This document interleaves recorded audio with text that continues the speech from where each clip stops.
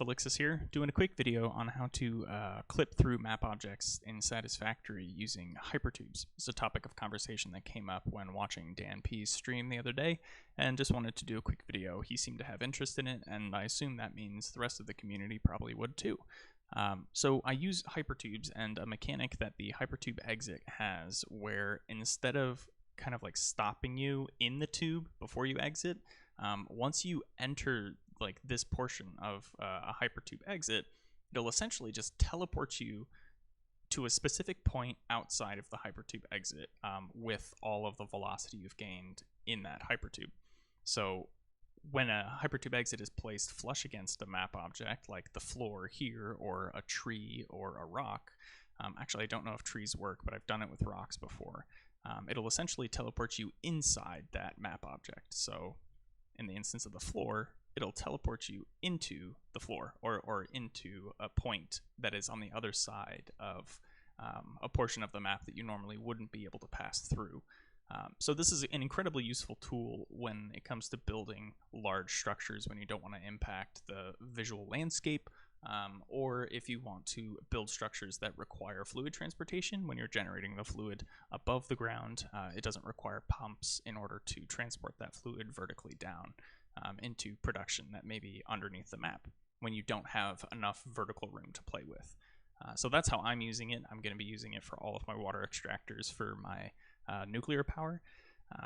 And yeah, so a couple of other things when placing items, when you're underneath the map, and if you're trying to place items that are going to then clip through consistently, I'll go demonstrate with hypertubes here. What you want to do is place an entrance or a conveyor pole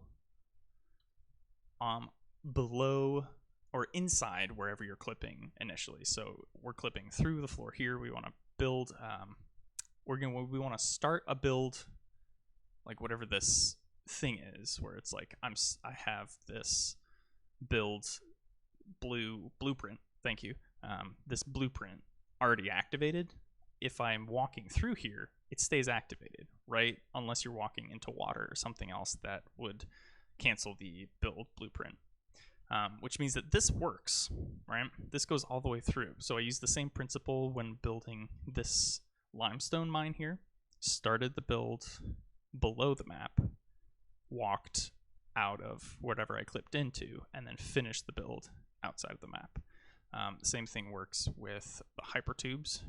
So if we start the hypertube here, we then walk out, we end it out here, this will work. So some people would be concerned, oh, but if you're here, wouldn't that impact? Wouldn't you just stop in the hypertube there? And the answer is no, you will not. You will actually go right through. And it works basically the same way as this does, because the hypertube will ignore those map objects, which is really nice. So yeah, this is just kind of like my quick tutorial on how to use hypertubes to clip through map objects in the game. And I'm hopefully this has been useful or interesting to anyone who's watching. And yeah, good luck, have fun, and I hope that it's satisfactory.